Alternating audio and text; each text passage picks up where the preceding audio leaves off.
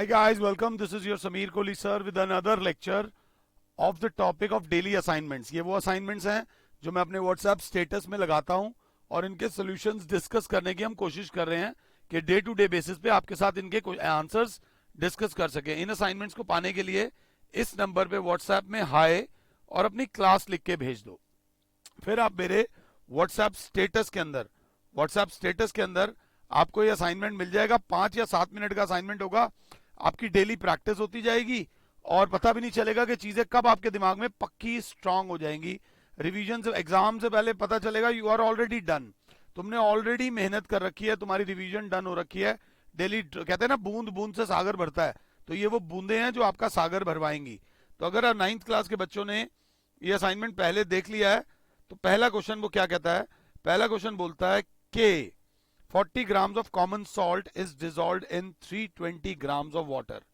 वो common salt बोल रहा है, वो वाटर बोल रहा है, बट मेरे कान में क्या बात चल रही है कि 40 ग्राम जो है वो सॉल्यूट है और जो 320 ग्राम है वो सॉल्वेंट है। दिमाग में ये जो कम क्वांटिटी में होता है वो सॉल्यूट होता है, जो ज्यादा क्वांटिटी में होता है वो सॉल्वेंट होता है। ये बात हमें पता है।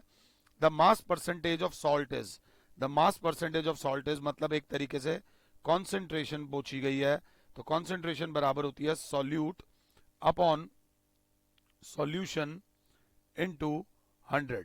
तो सबसे पहले 40 अपॉन सॉल्यूशन। अगर सॉल्यूशन को लेके परेशान हो तो सॉल्यूशन का फॉर्मूला होता है सॉल्यूट प्लस सॉल्वेंट। सॉल्यूशन आ जाएगा 360 ग्राम्स। 40 upon 360 into 100। 10 4 1 जा 4 9 जा 4 1 जा 4 9 जा।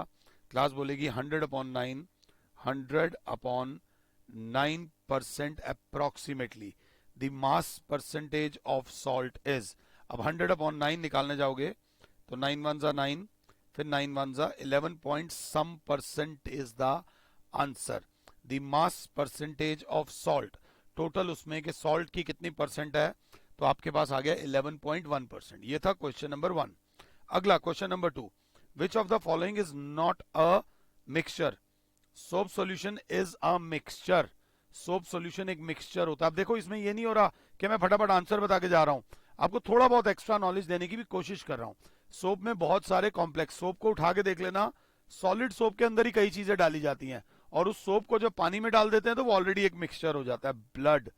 Blood is a mixture of RBC, WBC, platelets, और इसकी मात्रा जो है फिक्स नहीं होती। मेरे ब्लड की कॉन्सेंट्रेशन आपके ब्लड से अलग होगी, हाँ चीजें सेम होंगी, बट परसेंटेज वाइज आपके ब्लड में शायद कोई चीज ज्यादा हो, मेरे ब्लड में कोई चीज कम हो, ऐसा हो सकता है। तो ब्लड भी। अगला कार्बन डाइऑक्साइड। कार्बन डाइऑक्साइड क्या हुआ भाई? Carbon dioxide is a compound CO2, तो साथ में लेफ्ट में भी CO2 होगा, राइट में भी CO2 होगा, तो भाई साहब ये मिक्सचर नहीं है। कोल की अगर आप डेफिनेशन पढ़ो, आप गूगल करो, आजकल तो गूगल पे सब मिलता है यार। Coal is a complex mixture of various compounds of carbon etcetera, sulphur वल्फर, ये सब होता है उसके अंदर। तो इस पर्टिकुलर क्वेश्चन का आंसर है कौन मिक्सचर नहीं है? तो भाई साहब कार्बन डाइऑक्साइड मिक्सचर नहीं है। माता रानी का नाम लो। इस वीडियो में आप जब चाहो मुझे पॉज कर सकते हो। Question number 3, alloys are pure substance? नहीं यार, अलॉयज प्योर सब्सटेंस नहीं है, पक्का नहीं है। होमोजीनियस मिक्सचर हाँ हो सकता है। कंपाउंड्स तो बिल्कुल नहीं है।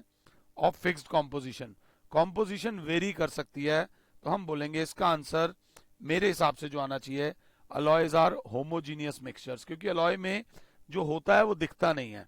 Alloys are homogeneous mixtures of fixed composition बोल सकते हो, बट इस समय इसका answer option B, alloys are homogeneous mixtures. ये थोड़ा सा ध्यान देके चलना, ऑप्शन बी। अब अगला प्यारा क्वेश्चन है, question number 4, on a straight line, on a straight line, rectilinear motion बोलते हैं।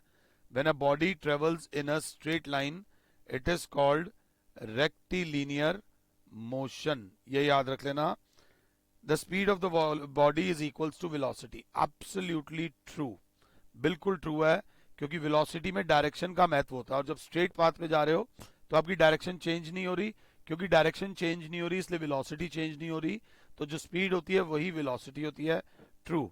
अगला क्वेश्चन बहुत बुक्स में कई जगह पढ़ा होगा, बट मेरा फर्ज बनता था कराना, a particle is moving in a circular path of radius R, the displacement after half a circle would be. Okay, half circle के बाद डिस्प्लेसमेंट क्या होगी? ए से स्टार्ट हुए, बी पे खत्म हुए, डिस्प्लेसमेंट जो होती है वो initial position and final position के बीच का शॉर्टेस्ट डिस्टेंस होता है। तो इनिशियल और फाइनल पोजीशन के शॉर्टेस्ट डिस्टेंस को जब हमने कैलकुलेट करा तो 2r आया। Option C is the correct answer. जहां तक मैं देख पा रहा हूं 5, 5.5, 6 मिनट के अंदर हमारे 4-5 क्वेश्चंस हमारे रिवाइज भी हो गए, हमारी रिवीजन भी हो गई, आपको पता भी चल गया कि 5 में से आपके कितने नंबर आए। आज जितने भी आए हो, अगर 5 में से 5 आए हैं जय माता दी, आज जितने भी आए हो कल आपके उससे ज्यादा ही आएंगे। तो फिलहाल के लिए और Sameer sir is saying you goodbye, God bless all. मन करे लगे कि इस चैनल से फायदा हो रहा है तो जरूर सब्सक्राइब कीजिएगा। धन्यवाद।